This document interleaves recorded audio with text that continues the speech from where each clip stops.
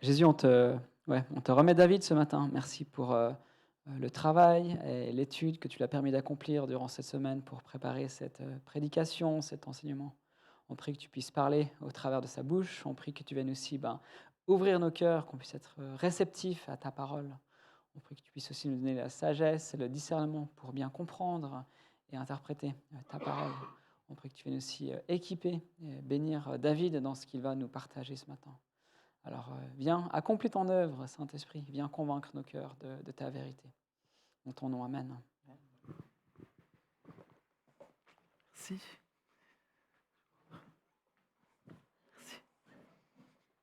Merci.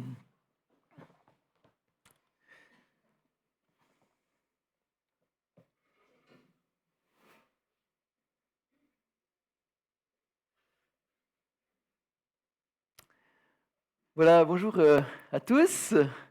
Ça va? Vous êtes en forme ce matin, j'espère. On aura besoin de la prière de Maxence pour bien comprendre le texte de ce matin qu'on va prendre. Donc j'espère que vous êtes prêts. On va se retrouver dans le désert avec le peuple d'Israël. On va se plonger dans notre série donc, qu'on fait sur le livre du Lévitique.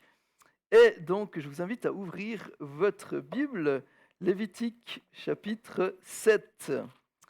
Donc on en est toujours dans notre livre. Petit rappel, donc le peuple d'Israël se trouve dans le désert et dans ce livre du Lévitique, quelque part, Dieu montre au peuple d'Israël comment est-ce qu'un peuple peut être en relation avec le Dieu saint.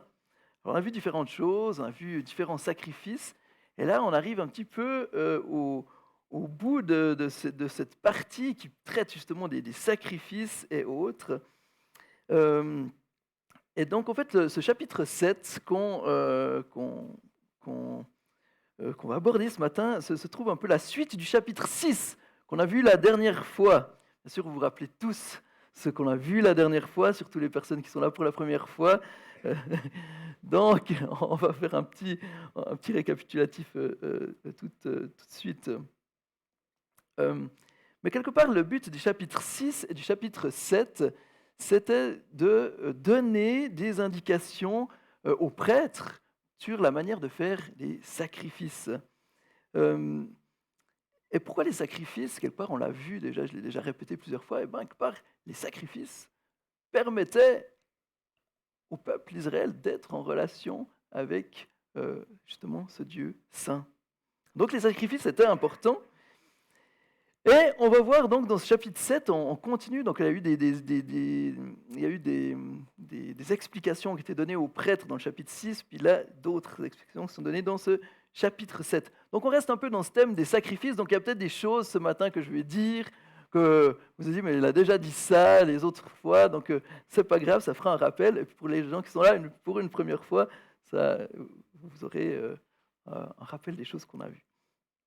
Mais voilà. Mais avant qu'on se lance dans ce chapitre 7 du livre de Lévitique, je vais vous raconter une histoire. C'est l'histoire de deux chasseurs. Deux chasseurs qui sont dans leur montagne, comme ça, puis ce qu'ils aiment, c'est la chasse. Et puis, voilà, ils sortent avec leurs fusils, et puis, voilà, ils tirent quelques bêtes, puis, voilà, ils se font des bons repas avec ça. Puis voilà que, bon, ils ont déjà un certain âge, et puis il reçoit on dira pour Noël, il reçoit un téléphone portable. Oh, c'est bien la première fois qu'il se trouve avec un objet technologique comme ça. Et voilà qu'un jour, avec son ami, ils vont partir chasser, puis ils disent, oh, tiens, je vais le prendre avec. Si tout d'un coup, il se passe quelque chose comme ça, il y a plus de sécurité. Et puis, il fait bien, donc ils sont en train de chasser, puis d'un coup, voilà que l'ami de notre chasseur se trouve à faire un malaise. Et puis, il est là, il tombe par terre. Le chasseur, un peu tout paniqué, qu'est-ce que je fais? Oh, j'ai mon téléphone. Alors, il prend le téléphone, il appelle, puis tombe sur le standard des urgences, du sauvetage. Puis il dit, voilà, je ne sais pas quoi faire, j'ai mon ami qui est tombé, il est mort, je crois. Et puis, la sonnerie se dit, mais est-ce que vous êtes sûr qu'il est mort?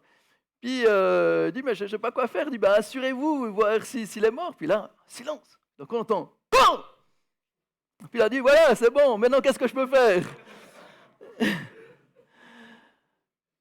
Alors, une petite histoire. À ce qui paraît, c'est une blague qui se trouve, qui fait rire dans toutes les cultures, alors je vous l'ai essayé ce matin. Euh, non, mais en fait, ce qui se passe un peu dans cette histoire, c'est que quelque part, le chasseur, il a ce contact avec la personne du standard, et puis ils se communiquent, mais en fait, ils se comprennent pas bien. Le chasseur n'a pas forcément de notion de santé, il se dit pas: «Bah, quand on contrôle s'il est mort, bah, je vais lui prendre le pouls comme ça, non, je sais pas, comment est-ce que je contrôle qu'une bête soit morte? Ben, je tire encore une balle, comme ça je suis sûr que c'est bon». Et pourquoi je vous raconte ça? C'est que, heu, des fois, ça nous arrive aussi de mal comprendre les choses. Et je me rappelle qu'une fois, mon papa était parti dans un autre pays comme ça, et puis voilà, quand on arrive dans d'autres pays, des fois on croit que c'est la même chose que chez nous. Et papa était servi comme ça, et puis on lui apportait de la nourriture, puis ben, il mangeait son assiette, puis une fois qu'il a fini, ben, hop, on lui servait, puis j'en peux plus, quoi. Alors ben, pour honorer, il finissait son assiette, et puis hop, on le servait. Je disais, mais c'est pas possible. En fait, il a appris dans la culture qu'en fait, il fallait pas finir son assiette. Quand on avait plus faim, ben, on laissait, puis en fait, ça voulait dire, ben voilà, waouh, c'est tellement bon que j'ai eu assez à manger, donc il fallait pas finir son assiette. Mais je vous raconte ça parce que des fois, c'est un petit peu la même chose avec Dieu. Des fois, on croit savoir comment être en relation avec lui. Des fois, on croit savoir qu'est-ce qui fait plaisir à Dieu, qu'est-ce que Dieu a besoin qu'on fasse pour lui rendre un culte. C'est le thème de ce matin. Le titre du message de ce matin, c'est 4 clés supplémentaires pour rendre un culte à Dieu. Alors, dans le email que vous avez reçu, c'était 3 clés supplémentaires. Il y a une promotion ce matin, j'en ai rajouté une. Donc, ça sera 4 clés qui viennent s'ajouter aux 5 clés qu'on a vues la dernière fois. Donc, ça fera 9 en tout. Donc, comme je l'ai dit, pour ceux qui n'étaient pas là, la dernière fois, on a vu que, quelque part, ces thèmes du sacrifice, ces ordres, ces conseils qui sont donnés aux prêtres, ben, ils sont simplement là pour que le peuple sache comment rendre un culte à Dieu. Et on a vu la dernière fois qu'une des clés, ben, c'était premièrement l'obéissance. Que la deuxième clé, c'était entretenir sa relation avec Dieu. Que la troisième clé qu'on voyait un peu dans ces textes, c'était que par reconnaissance qu'on consacre notre vie à Dieu. Une quatrième clé qu'on avait vue, c'était de nourrir notre foi de la grâce de Dieu. Et cinquième clé qu'on avait vue, c'était faire preuve de crainte et de respect. Donc on va voir quelles sont les 4 nouvelles clés qu'on va voir dans notre texte. Alors, je vous dis tout de suite, j'ai eu un peu de misère à travailler ce texte. Je me dis, mais qu'est-ce que je vais bien dire? Donc, on va voir. Vous avez le droit d'être pas d'accord avec moi, hein, si vous dites, mais comment est-ce qu'il a tiré ça de ce texte? Enfin voilà, je vous laisse, comme il a dit, euh, comme il est marqué, retenez ce qui est bon. Donc voilà. Parce qu'il y aurait tellement de choses à dire sur ces textes, mais on va essayer de dégager un peu des choses qui sont vraies à cette époque-là, qui sont toujours vraies pour nous aujourd'hui. Donc, quelque part, on va y aller tout de suite, on va prendre le texte petit à petit, puis voir à chaque fois un peu les clés qui s'en dégagent. Donc, première clé pour rendre un culte à Dieu, ce sera plutôt la sixième, vu qu'on a déjà eu... tac, voilà. Première clé qu'on va voir, c'est gère ta culpabilité selon Dieu. On a déjà vu cet aspect de la culpabilité quand on a abordé le sacrifice de culpabilité. Mais on va voir ce que le texte nous dit par rapport à la culpabilité ce matin. Donc, si vous avez une Bible, Lévitique 7, on va prendre déjà les versets 1 et 10. Voici la loi du sacrifice de culpabilité. C'est une chose très sainte. C'est à l'endroit où l'on égorge l'holocauste que sera égorgée la victime pour le sacrifice de culpabilité. Partez pas tout de suite, hein, s'il vous plaît. On, on versera son sang sur tout le pourtour de l'autel, on offrira toute sa graisse, la queue, la graisse qui couvre les entrailles, les 2 rognons et la graisse qui les entoure. Celle qui couvre les flancs est le grand lobe du foie qu'on détachera, près des rognons. Le prêtre brûlera cela sur l'autel en sacrifice passé par le feu, devant l'Éternel. C'est un sacrifice de culpabilité. Tout homme parmi les prêtres en mangera, il le mangera dans un endroit saint. C'est une chose très sainte. Il en va pour le sacrifice de culpabilité comme pour le sacrifice d'expiation.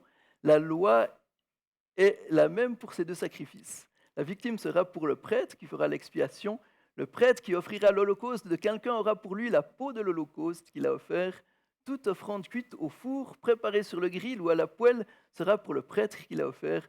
Toute offrande pétrie à l'huile ou sèche sera pour tous les descendants d'Aaron sans distinction. Amen. Ah, j'ai été un petit peu trop loin. Voilà. Alors vous allez me dire, mais qu'est-ce que ça peut me servir dans ma culpabilité de ce texte ce matin? Comme je rappelle et que j'ai déjà répété plusieurs fois, derrière le rituel, il y a toujours une vérité spirituelle. Et quelque part, ce que nous montre ce sacrifice ce matin, ces détails, c'est que Dieu donne de l'importance aux détails. Si on se rappelle un peu ce qu'on avait vu dans ce sacrifice de culpabilité qu'on avait vu au chapitre 5, on voyait que ce sacrifice il concernait des péchés parfois involontaires, des péchés qui étaient contre ce qui était consacré à Dieu, que c'était un sacrifice qui était offert pour quand on avait péché contre les commandements de Dieu ou quand on avait fait un tort à une personne, soit en disant un mensonge ou en prenant un objet qui était à lui sans le lui rendre. Et la question de quelque part de ce sacrifice, c'est comment est-ce que les Israélites devaient gérer la culpabilité? Et donc je vous pose la question, quand vous voyez ce texte, comment est-ce que les Israélites devaient gérer leur culpabilité? Quand vous entendez ça, qu'est-ce qui est important? Hein?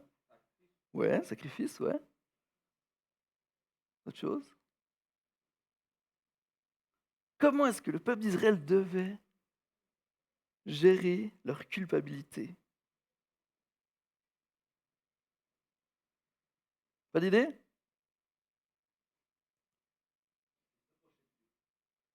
Merci, Melvin, merci. Ah ouais, ben voilà.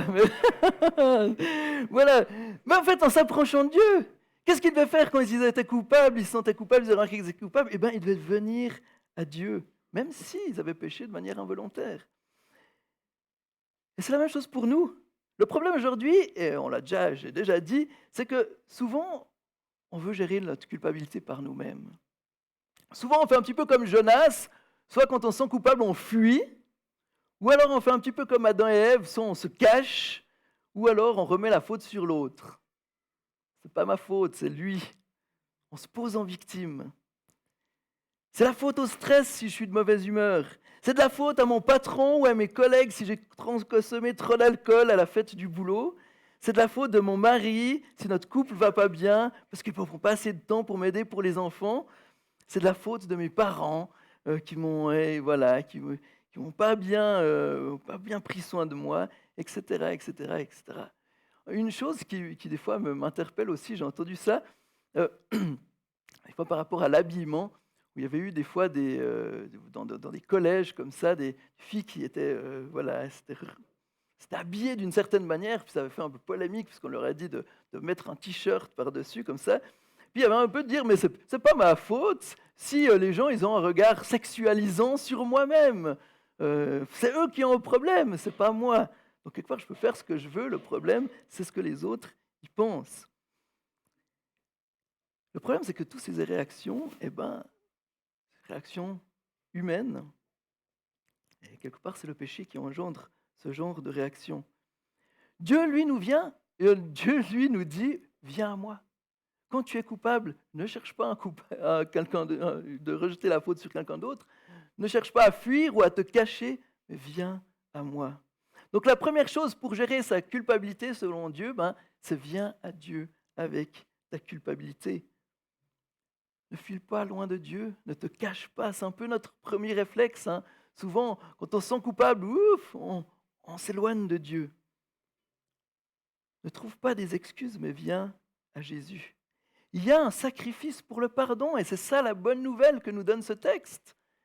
Pour la culpabilité, pour notre culpabilité, il y a un sacrifice. Ce texte nous montre qu'il n'y a pas 36 000 façons de faire pour gérer la culpabilité, il y en a une. Et c'est celle que Dieu donne. Et pour nous, on sait que ce sacrifice, c'est Jésus-Christ. Jésus, il est le plein accomplissement de ce que ces sacrifices enseignaient quelque part. Souvent, on veut gérer notre culpabilité par nos propres idées. Ce n'est pas ce que nous dit, c'est pas ce que Dieu nous dit de faire. Donc Jérémie, si ce matin tu te sens coupable pour quelque chose, si ce matin tu sais qu'il y a quelque chose qui est là entre toi et Dieu, quelque chose, on a dit avant, hein, on parlait de ces obstacles dans notre relation avec Dieu, eh ben, ce matin, remets-lui cette culpabilité. Remets-lui ce qui te pèse et accepte sa grâce. Tourne-toi vers Jésus. Viens vers lui. Il est le sacrifice parfait qui est là pour gérer ta culpabilité. Tu ne peux pas réparer par toi-même. Jésus l'a fait pour toi. Un autre aspect qu'on peut voir dans ce texte, c'est quelque part, ce texte s'adressait à des prêtres et il leur dit comment faire pour gérer justement la culpabilité des Israélites. Et nous de même, si vous avez une connaissance, par exemple votre conjoint, votre enfant, un ami, un collègue qui vient vous partager un sujet de culpabilité, eh ben, amenez cette personne à Dieu, amenez-la à Jésus. Parlez-lui de ce sacrifice qui a été fait pour elle. Essayons pas des fois, notre premier réflexe quand quelqu'un vient nous partager quelque chose qui le charge, de ah, c'est pas très grave, on relativise. Mais non, amenons les personnes à Jésus. C'est le chemin que Dieu nous donne pour gérer la culpabilité, c'est de venir à lui. Deuxièmement, pour gérer la culpabilité selon Dieu, c'est partage ta culpabilité avec quelqu'un de confiance. Dans le texte, on a vu que le prêtre devait faire l'expiation pour les Israélites. Les Israélites ne pouvaient pas simplement gérer justement leur culpabilité en solo, seul à seul avec Dieu. Ils devaient venir voir le prêtre et quelque part donner ce sacrifice. Ils ne pouvaient pas gérer ça tout seul. Et je crois qu'il y a une vérité importante pour nous aujourd'hui aussi. On est dans une société très individualiste, justement on veut gérer les choses par nous-mêmes. Et des fois en Suisse, on a un peu cette croyance, dire il ne faut pas déranger les autres, je ne veux pas les embêter avec mes problèmes. Je crois que c'est une grosse erreur. Et je crois que souvent, si on souffre comme ça de culpabilité, des fois qui nous colle à la peau, c'est qu'on oublie les choses que Dieu a mis en place pour gérer cette culpabilité. Comme il a écrit en Galates 6, verset 2, « Portez les fardeaux les uns des autres et accomplissez ainsi la loi de Christ. » Ça fait partie de la loi de Christ de porter les fardeaux les uns des autres.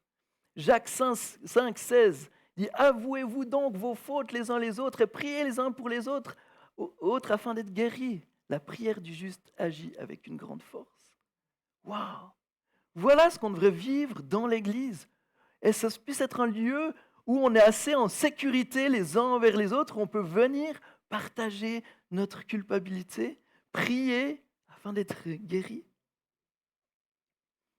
Je vais vous raconter une histoire. C'est un peu comme les films, c'est inspiré de faits réels. Cette histoire n'est pas réelle, mais elle est inspirée de faits réels. Je vais raconter l'histoire que quand Louis est venu me voir, s'il y en a un qui s'appelle Louis dans la salle, c'est pas, il ne s'agit pas de toi, mais quand Louis est venu me voir, il n'allait pas bien. Durant des années, il portait une culpabilité qui était sur lui, qui était devenue à un tel point qu'il était arrivé à se haïr lui-même. Il avait tellement accumulé une colère contre lui-même qu'il commençait à avoir des pensées qui le persécutaient. Pensées qui disaient, voilà, tu es mauvais, tu es quelqu'un de nul. Et quelque part, ce qui persécutait Louis, c'était certains mauvais choix qu'il avait faits. Des choix qui l'avaient amené à perdre une grosse somme d'argent, une somme qu'il avait empruntée à son ami Martin. Et ces mauvais choix, bien qu'il l'avait pas fait exprès, eh ben, voilà, il avait perdu tout cet argent et puis du coup, il y avait cette culpabilité qui était là, qui le rongeait. Et en fait, il n'avait jamais parlé de cette situation avec son pasteur. Il n'avait jamais parlé de cette situation où toutes les personnes qui avaient pris du temps pour prier pour lui, pour son mal-être intérieur. Et voilà qu'aujourd'hui, paf, il me confiait cette culpabilité. Mais ce qui était triste, c'est qu'au bout de toutes ces années, eh ben, Louis avait perdu bien plus que cette somme d'argent avec cette culpabilité. Il en est venu en perdre sa propre santé. Et peut-être que cette histoire de Louis, elle ressemble un petit peu à la tienne. Peut-être que tu portes une culpabilité qui est là. Eh bien, j'ai une bonne nouvelle. Viens à Dieu. Partage cette culpabilité. Accepte le pardon que Dieu te donne.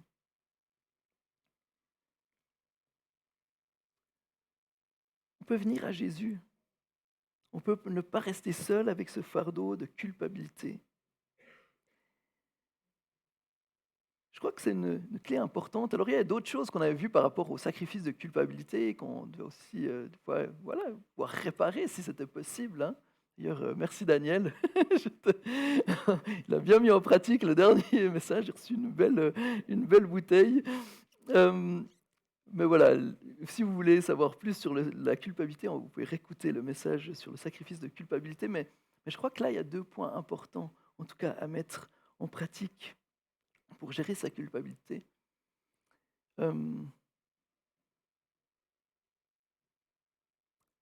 Ne gérons pas notre culpabilité par nous-mêmes, mais gérons-la selon Dieu, en venant à lui et en partageant notre culpabilité avec quelqu'un de confiance. Deuxième clé pour rendre un culte à Dieu, c'est sois en relation avec Dieu. Alors ça peut dire, ça tombe de sens. On va prendre la suite du texte. Ouh là là, ouais, c'est un peu petit. Mais donc, Lévitique 7, les versets 11 à 21.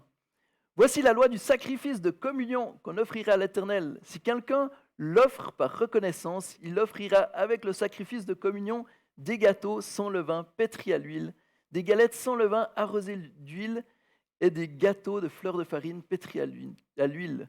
À ces gâteaux, il ajoutera du pain levé pour son offrande, pour accompagner son sacrifice de reconnaissance et de communion.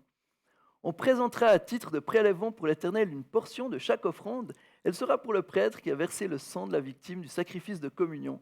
La viande du sacrifice de reconnaissance et de communion sera mangée le jour où elle est offerte. On n'en laissera rien jusqu'au matin.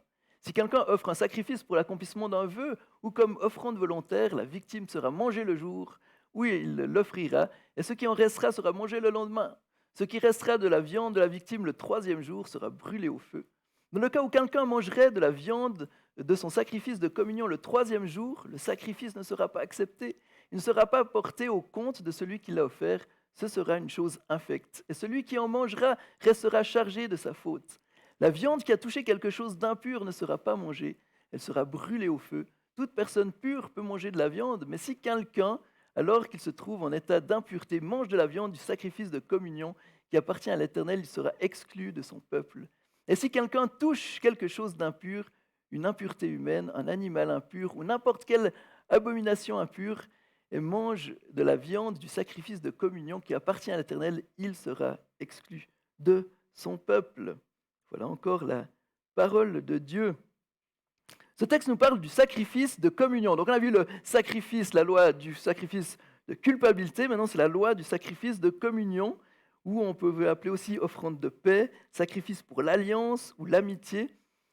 En bref, c'est un sacrifice qui découle de notre relation à Dieu. Et ce sacrifice, en fait, montrait aux Israélites comment ils pouvaient exprimer justement cette relation avec Dieu. Et premièrement, ce texte nous montre que on peut être en communion à Dieu grâce de nouveau à... Pourquoi est-ce qu'on peut être en communion avec Dieu? Grâce à un... Voilà, merci. Vous êtes encore réveillés, ça va? Vous êtes avec moi? Eh bien, grâce au sacrifice, on peut être en relation avec Dieu. Et donc, pour être en relation avec Dieu, soit en relation avec Dieu par le sacrifice de Christ. Le sacrifice de communion, d'après certains commentaires que j'ai consultés, était probablement destiné un petit peu à exprimer le renouvellement constant de l'alliance. C'est un petit peu ce qu'on fait avec la Sainte Seine, hein, où quelque part la Sainte Seine nous rappelle l'alliance qu'on a par le sang de Jésus. C'est là on voit, c'est intéressant, hein, ces sacrifices nous ramènent à des choses en fait, qu'on vit aussi avec différentes choses dans le Nouveau Testament. Et la vérité soulevée par ce sacrifice, c'est que le sacrifice nous permet d'être en relation avec Dieu. Le sacrifice nous rend en alliance avec Dieu. Et c'est ce que fait parfaitement Jésus. Jésus, par son sang, quand il va dire, hein, voici, prenez la coupe, c'est la nouvelle alliance en mon sang. Donc comment est-ce qu'aujourd'hui tu peux être en relation avec Dieu? Par Jésus-Christ. Qu'est-ce qui est important dans ta relation avec Dieu? Eh bien, c'est que tu sois au bénéfice de cette grâce qu'on a en Jésus-Christ. Ce n'est pas par nos propres œuvres, ce n'est pas par nos efforts, mais c'est par la grâce de Dieu. Et quelque part, donc ça c'est la première chose pour être en relation avec Dieu, mais on voit aussi que quelque part, la grâce, elle produit aussi du fruit et il y a des autres conséquences qui sont liées à ce sacrifice de communion. Donc premièrement, sois en relation avec Dieu par le sacrifice de Christ et deuxièmement, sois en relation avec Dieu en étant reconnaissant et généreux. Le verset 12 dit, si quelqu'un l'offre par reconnaissance, il offrira avec le sacrifice de communion des gâteaux sans levain, pétris à l'huile, des galettes sans levain arrosées d'huile et des gâteaux de fleurs de farine pétris à l'huile. Donc, quelque part, quand ils offraient ce sacrifice de communion, des fois, si la personne voulait exprimer sa reconnaissance, elle rajoutait des choses encore par-dessus. Et le texte nous dit que aussi, ce sacrifice-là, il devait être mangé le jour même. Et il y a quelque chose d'intéressant à ça, c'est que quelque part, en fait, ce sacrifice de reconnaissance, après comme il devait être mangé le jour même, eh ben souvent il fallait inviter des amis, il fallait inviter des Lévites, il fallait inviter des pauvres pour venir manger ce sacrifice de reconnaissance. Et je crois qu'il y a quelque chose d'important ici pour nous aussi. Quand on réalise cette grâce qu'on a en Jésus-Christ, eh ben, soyons reconnaissants. Exprimons à Dieu aussi notre reconnaissance en étant généreux les uns avec les autres. En faisant grâce aussi aux autres, comme nous, on a reçu cette grâce de Dieu. Vous savez, des fois, on est fâché avec Dieu parce qu'il n'est pas intervenu comme on l'aurait souhaité. Je crois que des fois, c'est qu'on ne réalise simplement pas la grâce qu'on a reçue de Dieu. Imaginez-vous, vous êtes malade et vous allez mourir si vous ne prenez pas un traitement extrêmement coûteux. Et puis voilà que les assurances, vous savez comme elles sont, elles rechignent un petit peu quand les choses deviennent un petit peu trop coûteuses. Vaut peut-être mieux qu'ils meurent, ça nous coûtera moins cher. Mais voilà que vous êtes là, vous êtes malade, vous avez un traitement qui existe pour vous guérir. Les assurances ne veulent pas payer. Et là, devinez quoi? Quelqu'un arrive. Quelle est cette personne? Non!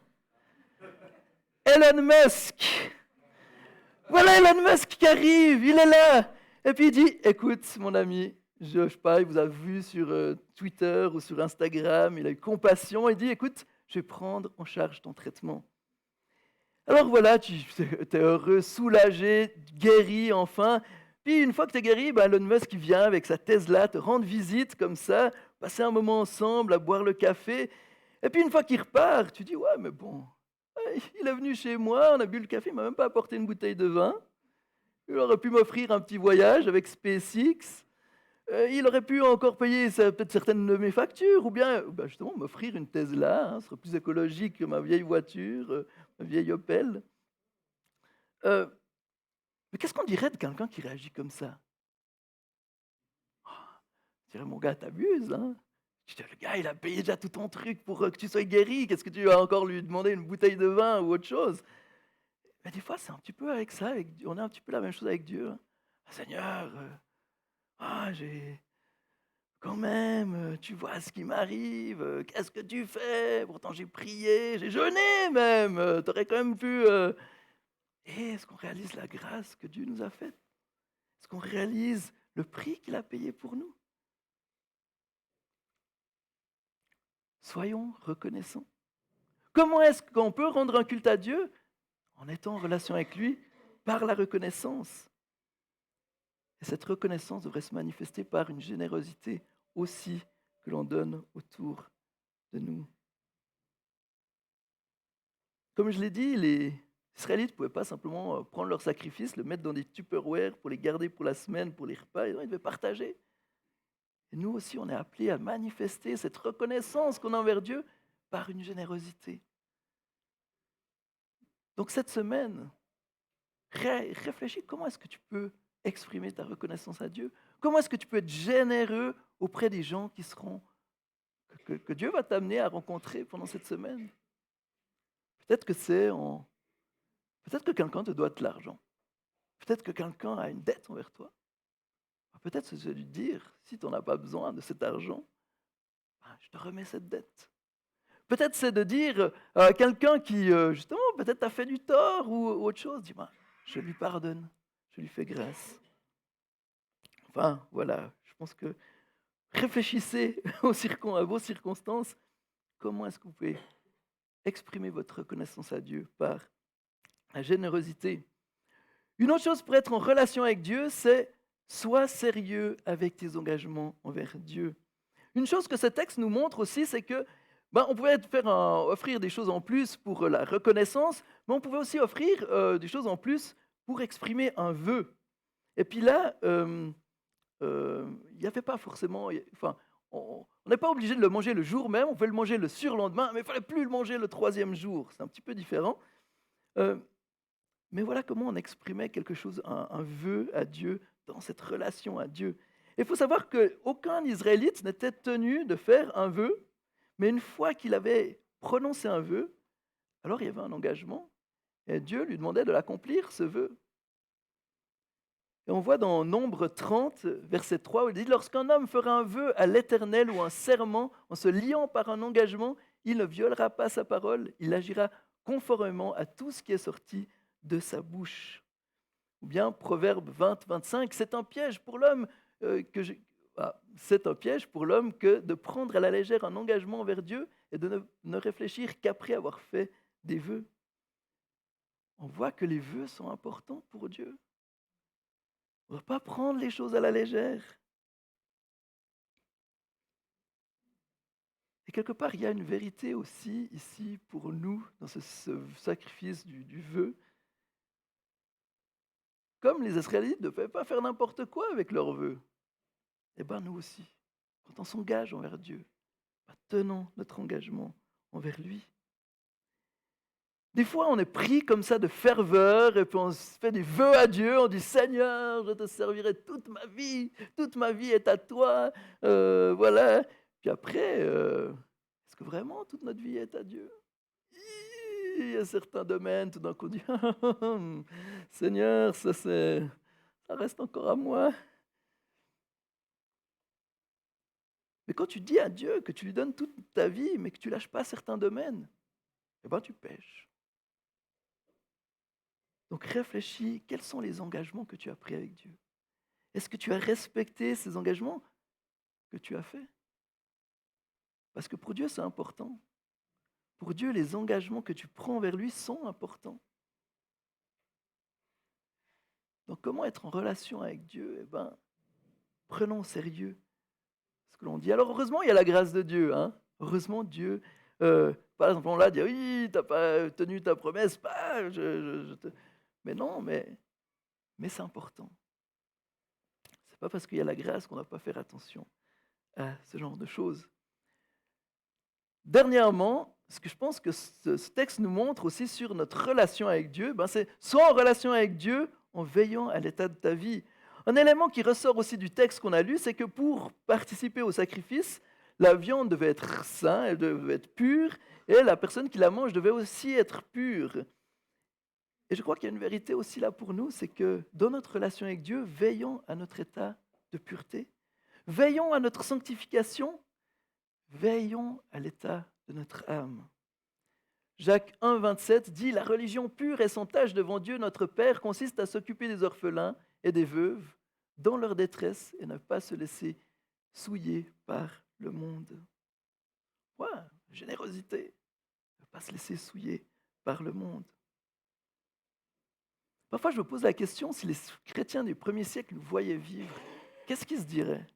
Ah, oh là là, qu'est-ce qui s'est passé? Comment est-ce que tu prends soin de ton âme? Comment est-ce que tu prends soin de ta vie avec Dieu?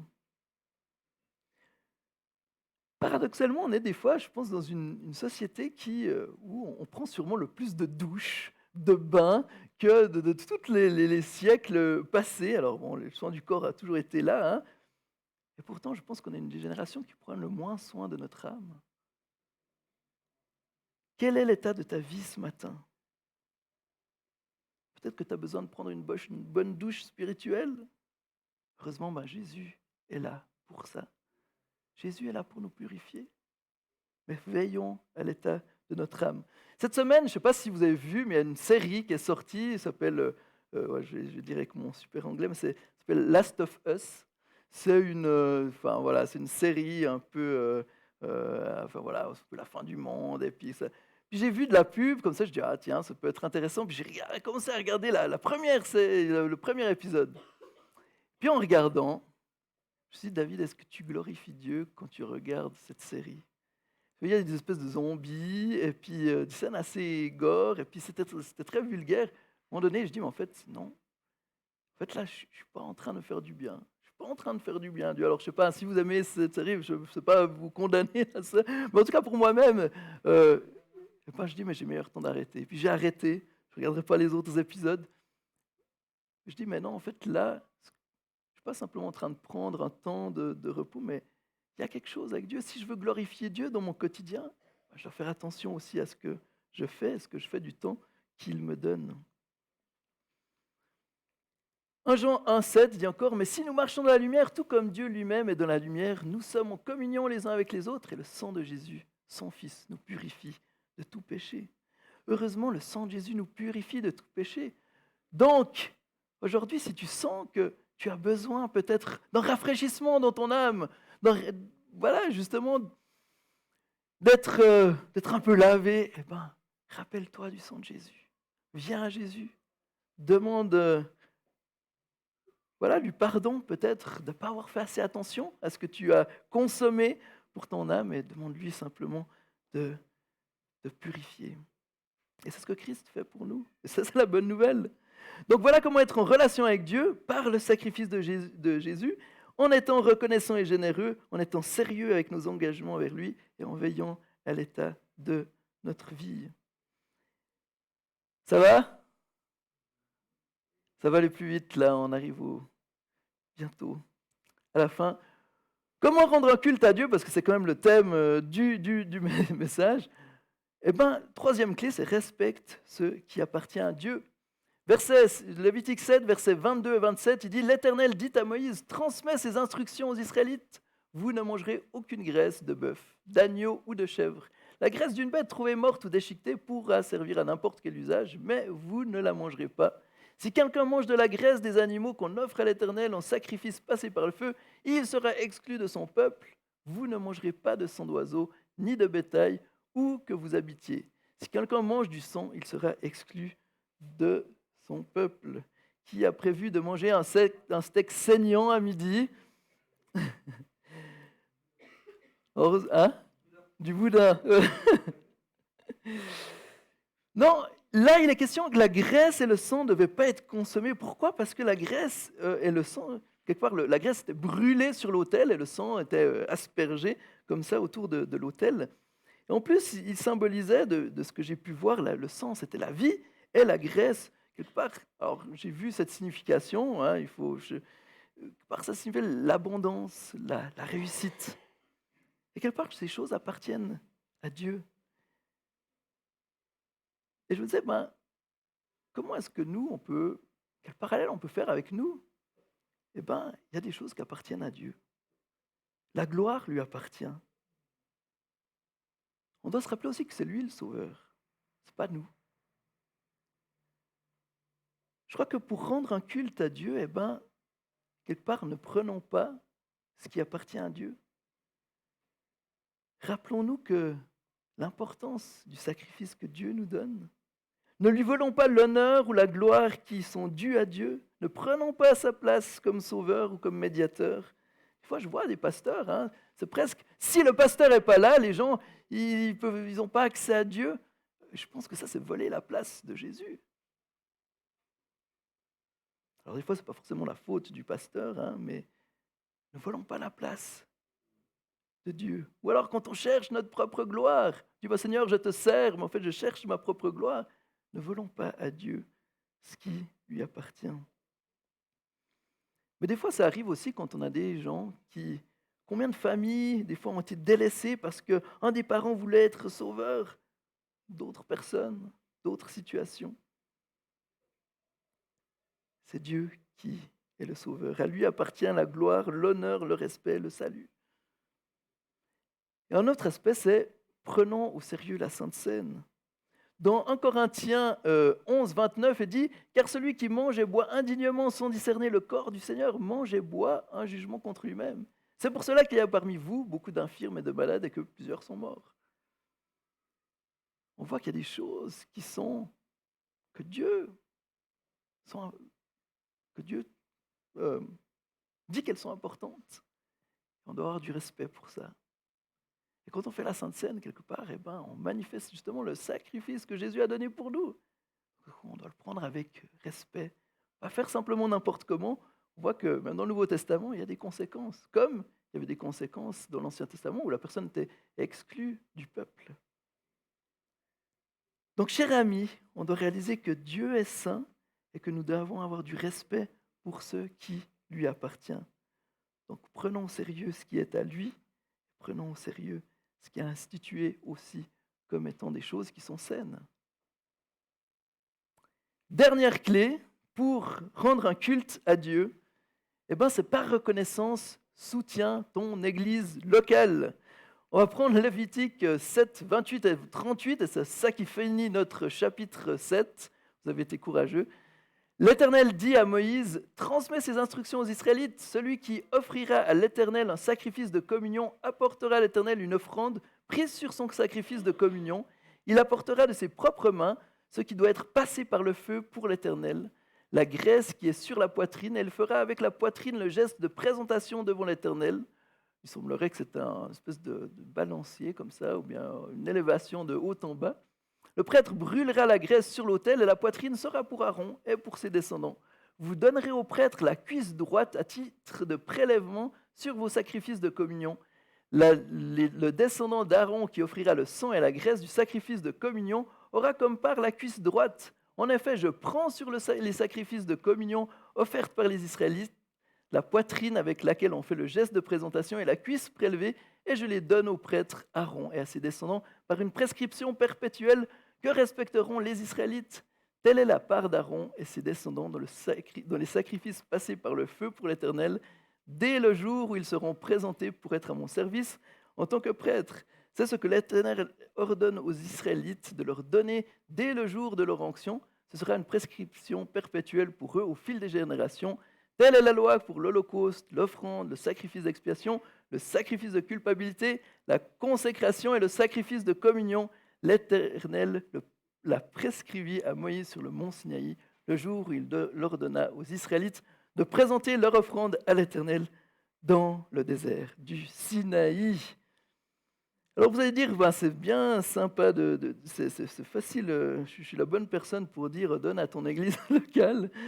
Mais je ne dirais pas si ce n'est pas quelque part ce qu'on voit dans ces textes. Une chose qui ressort de tous ces lois, c'est que quelque part, les Lévites étaient entretenus par les sacrifices. Les Lévites devaient manger des parties du sacrifice où ils recevaient, comme on l'a vu ici, des parties que le sacrifice était offert. Et il y a une chose intéressante, c'est qu'on voit dans le verset 34 où Dieu dit « En effet, je prends sur les sacrifices de communion offerts par les Israélites la poitrine avec laquelle on fait le geste de présentation et la cuisse, vous me prévoyez, et je les donne au prêtre Aaron et à ses descendants. » il y a quelque chose d'intéressant là. Dieu redonne une partie du sacrifice des Lévites pour les prêtres. Il redonne une partie pour le temple. Et c'est grâce à ça que les Lévites et puis le temple pouvaient fonctionner. Et il y a quelque chose un petit peu de pareil aujourd'hui. Euh, quand on fait passer l'offrande, qu'on fera passer tout à l'heure, on l'a appelé l'offrande, parce que quelque part, premièrement, vous n'êtes pas en train de payer le pasteur, vous n'êtes pas en train de remplir le budget de l'Église. Quelque part, c'est une offrande que vous faites à Dieu. Vous rendez un culte à Dieu quand vous faites un don avec vos biens. Et je crois qu'on doit se rappeler, parce que des fois, on est un petit peu tombé dans des choses qui sont, en fin de compte, très pragmatiques, ou un peu, voilà, on a des charges sociales à payer, bon, du coup, cet argent, ça ira pour ces salaires. On a l'impression qu'on paye un salaire. Mais en fait, la vérité, c'est que quand vous faites une offrande, c'est d'abord à Dieu. C'est d'abord à Dieu que vous donnez. Et il se trouve que Dieu redonne cet argent pour qu'on puisse vivre avec Maxence, et puis pour que l'Église puisse tourner. Euh, mais pourquoi est-ce que je souligne ça? Parce que on voit que quand on rend un culte à Dieu, il y a des choses. Peut-être qu'on ne se rendait pas compte. Quand on fait l'offrande, on donne un peu comme ça. Mais non, c'est un acte d'adoration quand vous donnez quelque chose à l'Église. Donc souviens-toi, quand tu donnes ton offrande, maintenant ne le fais pas par contrainte, comme il est dit en 2 Corinthiens 9, 7, que chacun donne comme il a décidé dans son cœur, sans regret ni contrainte, car Dieu aime celui qui donne avec joie. Pourquoi est-ce que Dieu aime celui qui donne avec joie? Parce que ça, c'est une offrande. Si tu es en train de dire, mon gars, ça m'embête, là, allez, j'ose pas faire passer le panier puis rien mettre dedans, parce qu'il faut faire, puis on donne, puis on a déjà mal au cœur, on n'a pas envie de lâcher le billet, ou la pièce, on n'a pas envie de lâcher, parce qu'on dit, garde cet argent pour toi. Et l'Israélite, voilà, c'est partie de l'offrande, mais en fait, donne à Dieu d'abord. Et donne à Dieu ce que tu as mis dans ton cœur de donner. Ça ne doit pas être le pasteur, ça ne doit pas être... nous, des fois, on définit la dîme. On dit, on donne la dîme. Mais il y a des gens pour qui la dîme, c'est trop, parce qu'ils ne gagnent pas assez d'argent. Et en fait, dans le Nouveau Testament, il n'y a pas tellement cette notion de dîme. Mais on doit donner ce que Dieu nous met à cœur de donner. Peut-être certains, ça sera plus que 10%. Peut-être d'autres, ça sera moins. Mais donnons comme un culte à Dieu, comme une offrande à Dieu. Voilà. Donc, voilà les différentes choses pour rendre un culte à Dieu. Pour conclure, voilà, comme notre chasseur dans notre histoire du départ, s'il avait compris ce que le standardiste voulait dire, la fin aurait été différente. Et donc, ce matin, réfléchissons comment est-ce que ces clés qu'on a vues ce matin, comment elles peuvent rendre différent notre culte que l'on rend à Dieu. Récemment, une personne m'a dit, mais est-ce que Dieu n'est pas au-dessus de tout ça? Est-ce que Dieu n'est pas au-dessus de toutes ces règles, etc. Je crois que la réponse nous est donnée dans ce texte. Non. Dieu aime et Dieu nous donne tous ces détails pour qu'on puisse l'adorer, pour qu'on puisse être en relation avec lui d'une manière qui est juste et bonne pour nous. Et donc, voilà, réfléchis, je vous encourage à réfléchir ces clés. Donc, comment rendre un culte à Dieu? Gère ta culpabilité selon Dieu, en venant à Dieu avec ta culpabilité, en partageant ta culpabilité avec quelqu'un de confiance. Deuxièmement, rends un culte à Dieu en étant en relation avec Dieu par le sacrifice de Christ, en étant reconnaissant et généreux, en étant sérieux dans tes engagements envers Dieu et en veillant à l'état de ta vie. Rends un culte à Dieu en respectant ce qui appartient à Dieu, ne prends pas ce qui lui appartient et prends au sérieux la Sainte Seine ou les choses qu'il a décrétées comme étant saines.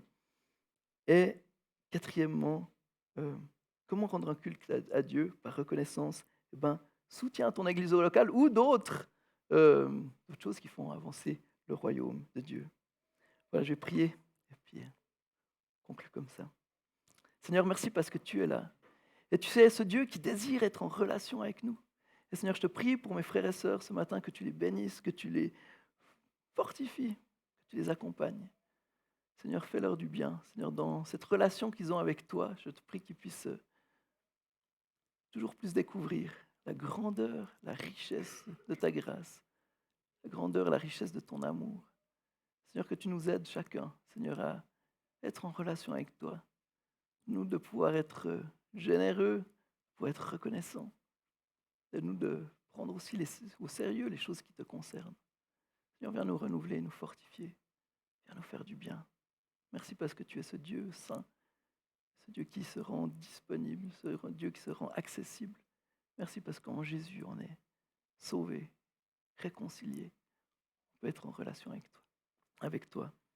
Seigneur, aide-nous à avancer avec ces clés qu'on a vues ce matin, que notre culte envers toi soit toujours plus riche et toujours plus profond. En ton nom, Jésus. Amen. Ah, merci.